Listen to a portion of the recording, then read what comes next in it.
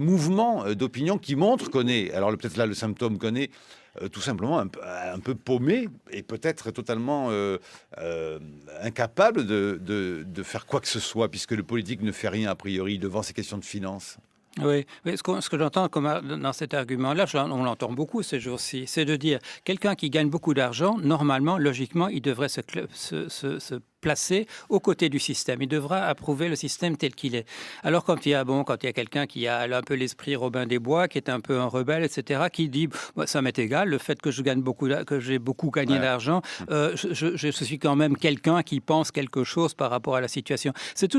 L'argument c'est un argument justement qui vient d'en haut. C'est un argument d'aristocrate. C'est pas un argument de type peuple. Alors la question que vous posez, c'est comment les gens sont rémunérés. Et là, effectivement, il y a des gens qui sont rémunérés à la commission. Et en fait, les sportifs, ils sont en fait payés à la commission. Pourquoi ? Parce qu'on peut remplir un stade de football pour voir les footballeurs jouer. Bon, alors il y en a un tout petit nombre au milieu du stade et il y a beaucoup de gens qui ont payé pour venir. Même chose pour un artiste qui va au Zénith et des choses comme ça. Ça fait beaucoup d'argent et ces gens-là peuvent recevoir beaucoup d'argent. Ce qui n'est pas nécessaire, c'est pourquoi, par exemple, aux États-Unis, les dirigeants d'entreprise ont cru qu'il fallait nécessairement pour eux aligner leur salaire sur les salaires des sportifs. Pourquoi ? Parce que ça aurait été une honte pour eux de gagner moins que quelqu'un d'autre. Et en particulier aux États-Unis, qu'un monsieur blanc qui est chef d'une grosse entreprise gagne moins qu'un monsieur noir qui est un sportif célèbre. Bon, alors ce type de raisonnement qui a conduit d'ailleurs à ce que les dirigeants d'entreprise, avec la complicité des investisseurs, se livrent de plus en plus à du pillage de leurs entreprises, parce que c'est ça qui s'est passé. Bon, on parle tout à l'heure, on parle d'entreprises qui sont des entreprises familiales. Les entreprises familiales, il y en a encore quelques-unes qui restent. Les entreprises familiales, et je l'ai entendu dire, elles veulent que ça continue, elles veulent que l'entreprise continue, elles s'identifient à l'entreprise. Ce qu'on voit beaucoup maintenant, on voit des dirigeants d'entreprise qui entrent dans l'entreprise, qui voient la caisse, qui plongent leurs mains dans la caisse, et quand ils s'arrangent pour qu'au moment où ils partent, il ne reste plus rien. On le voit de plus en plus, et dans l'atmosphère un peu de fin du monde qu'on voit, ça va encore se répandre davantage, en se disant, on ne sait pas combien de temps ça va durer, mais je vais peut-être pouvoir me faire une petite cagnotte, et la complicité des règles. On a vu entre 2008 et maintenant, on a vu aux États-Unis et on fait la même chose en Europe. On modifie les règles comptables pour rendre ça de plus en plus possible. Pourquoi ? Parce que ça permet de cacher dans quel état lamentable les finances des entreprises sont. On me rappelait qu'il y a un an, on me rappelait hier qu'il y a un an, je parlais de la faillite probable de l'immobilier commercial aux États-Unis. Cette faillite n'a pas eu lieu. Vous savez pourquoi elle n'a pas eu lieu ? Parce que une injonction est venue d'en haut aux États-Unis en disant que les entreprises ne devaient plus nécessairement reconnaître leurs pertes sur ce type de contrat. C'est comme ça que la situation s'est assainie, c'est en mettant de l'opacité au lieu de révéler ce qui se passe en réalité. On ne dit plus que les pertes sont encaissées, par conséquent la crise disparaît. On est dans l'ère du semblant. Une ère du semblant, ça ne peut pas durer très très longtemps.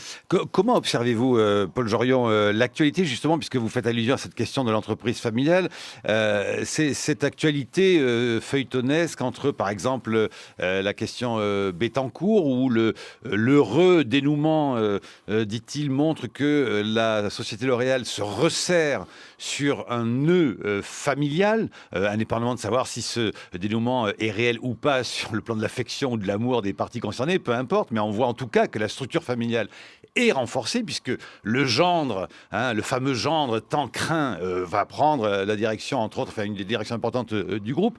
On voit aussi l'affaire feuilletonesque entre Hermès et LVMH, où la famille Hermès essaie au fond de montrer qu'elle a une façon d'exercer son entreprise, son capitalisme, on pourrait dire, d'une façon plus vertueuse, et qu'elle craint l'entrée hostile d'LVMH.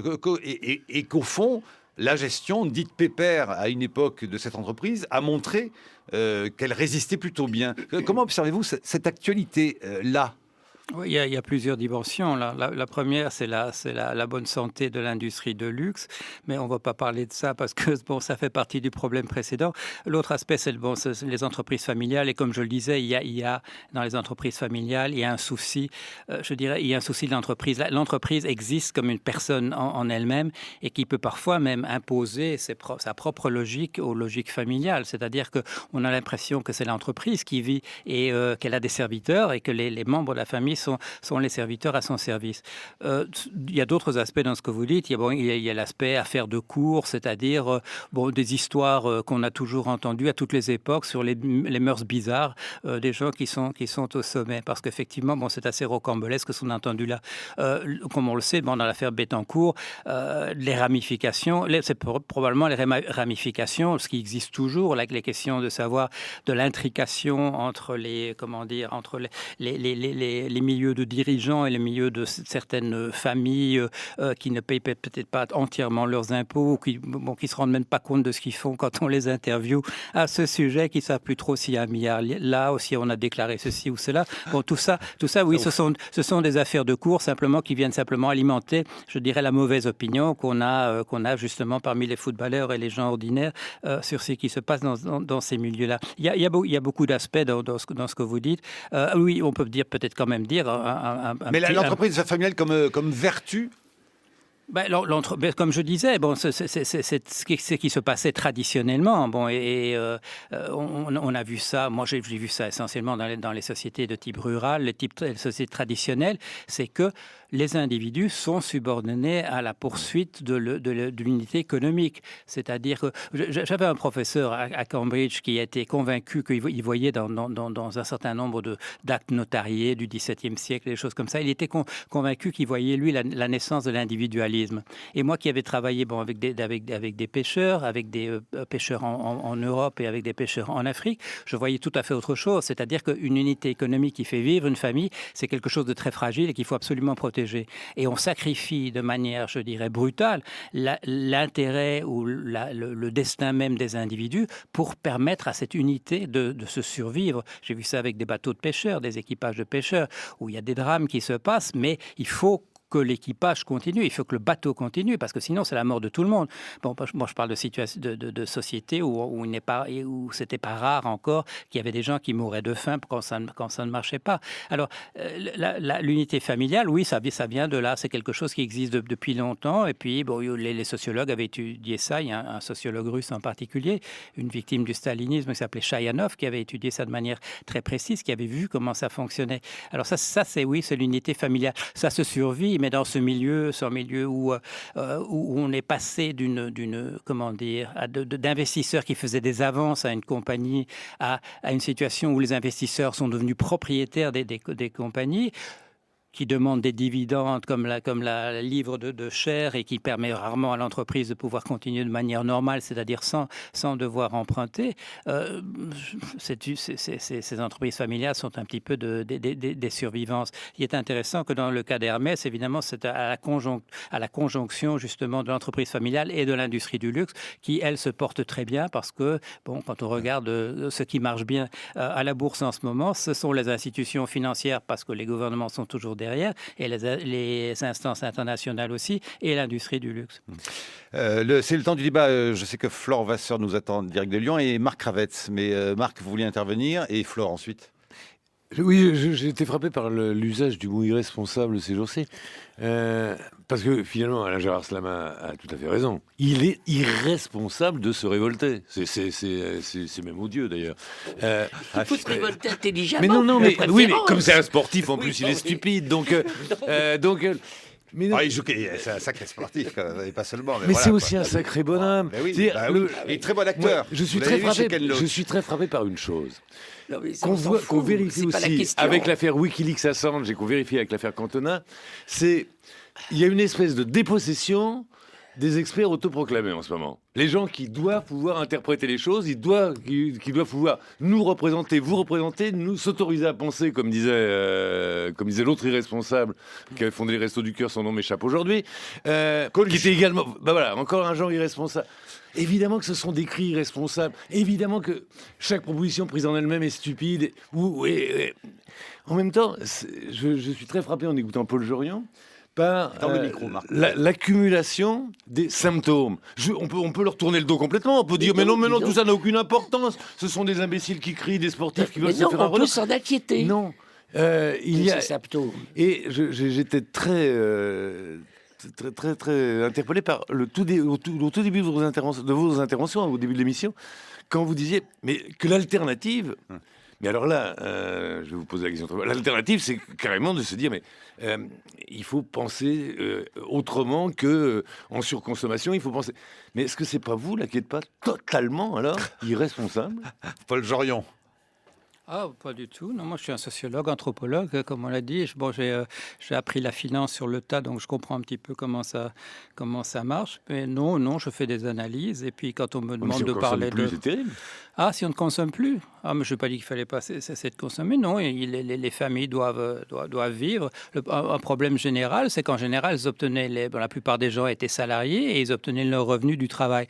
Alors, si le travail disparaît, si le travail va se mettre dans d'autres pays, alors on va avoir un problème. Alors, on peut le résoudre en donnant en distribuant de l'argent aux gens sans qu'ils travaillent. Mais enfin, c'est Hegel déjà qui avait dit que les gens ne seraient pas très heureux de recevoir de l'argent sans travailler, que dans le cadre de la société civile, ce ne serait pas acceptable.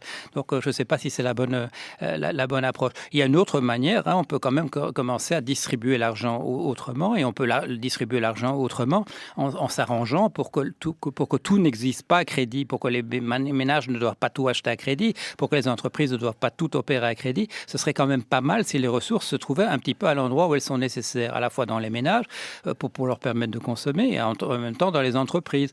Mais ce qui se fait maintenant, c'est qu'il y a un tout petit groupe de gens qui ont tout l'argent, et n'importe qui d'autre qui doit faire quoi que ce soit, il doit emprunter cet argent-là et payer des intérêts en plus. Et en plus, s'il y a un risque qu'il ne rembourse pas, on va lui faire monter le spread, comme on dit, c'est-à-dire qu'on va dire, il faut qu'il paye 8% de plus que le 5 ans allemand, parce que le 5 ans allemand, c'est la référence de tout le monde. Bon, alors, ça, c'est pas une bonne situation, car une société se grippe complètement quand 90% du patrimoine appartient à 1% de la population. Je crois pas qu'on en arrive jusque-là, mais on arrive quand même à des chiffres. Aux États-Unis, c'était en 2000, c'était pas en 2010, on n'a pas encore les chiffres, mais aux États-Unis, quand même, le 1% de la population supérieure avait quand même pratiquement un tiers du patrimoine. Alors, c'est pas étonnant que les choses marchent plus quand on arrive comme ça. C'est pas étonnant si on retrouve en 2007 exactement la même situation de ce point de vue que celle qu'on avait en 1929.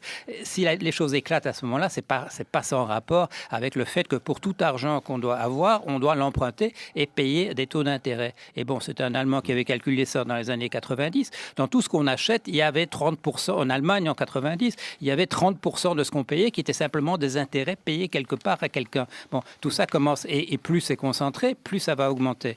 Et on sait que depuis que la crise a éclaté, la concentration du patrimoine a encore augmenté aux États-Unis, en Europe, etc. Pourquoi? Parce que le système est à deux vitesses, et à ce moment-là, il diverge. C'est-à-dire que les pauvres sont de plus en plus pauvres et les riches deviennent de plus en plus riches. Flore Vasseur, en direct du bureau de Radio France à Lyon. Flore. Oui, alors justement, l'économiste en chef de JP Morgan, en 2002, déclarait tous ceux qui croient que la croissance est infinie sont soit des économistes, soit des fous. Alors, au-delà des banques et des entreprises, dont on voit bien les pratiques de plus en plus borderline qu'elles sont obligées de faire pour maintenir des taux de croissance et de rentabilité, n'avons-nous pas un problème de culture de société, celui peut-être même d'une idéologie de croissance infinie, d'enrichissement personnel permanent? Est-ce que c'est pas là le gros mensonge qu'on cherche à cacher? Paul Jorion. Ce qu'on a vu, c'est la tolérance à Madoff pendant tout le temps que ça a marché, c'est qu'on s'habitue au fait que les choses marchent en cavalerie ou en pyramide. Depuis les années 70 aux États-Unis, quand il y avait une crise, on a relancé l'économie en créant une bulle artificiellement, de manière délibérée. Bon, je ne dis pas que c'était un complot, c'est dit dans les rapports de la Federal Reserve. On a permis, par exemple, quand il y a eu l'éclatement de la bulle Internet, on a dit on va essayer de mettre de l'argent dans l'immobilier, on va essayer que les gens achètent des maisons et que la valeur des maisons augmente. Quand ce système-là ne marche pas, on passe à un autre du même type. quand il y en a eu l'écroulement en 2008, on a mis le paquet aux États-Unis, tout le monde s'est mis d'accord, on va faire remonter la bourse parce que, bon, alors les gens ont des portefeuilles d'actions, soit de manière directe parce qu'ils en ont acheté, soit parce qu'ils ont des assurances vie, etc., etc. On va mettre le paquet sur la relance, le remontée de la bourse. Alors quand on regarde ce qui s'est passé sur la bourse, il y a pas mal de gens qui ont accès à ces données et on regarde, il y a eu beaucoup de fraudes, il y a énormément de fraudes. Pour faire monter la bourse, il y a eu beaucoup de fraudes aux États-Unis. Certains disent que ça a été coordonné au niveau ministériel américain, c'est pas certain, mais on a laissé faire un certain nombre d'entreprises qui, en tout cas, ont été prises la main dans le sac à le faire. C'est à l'occasion du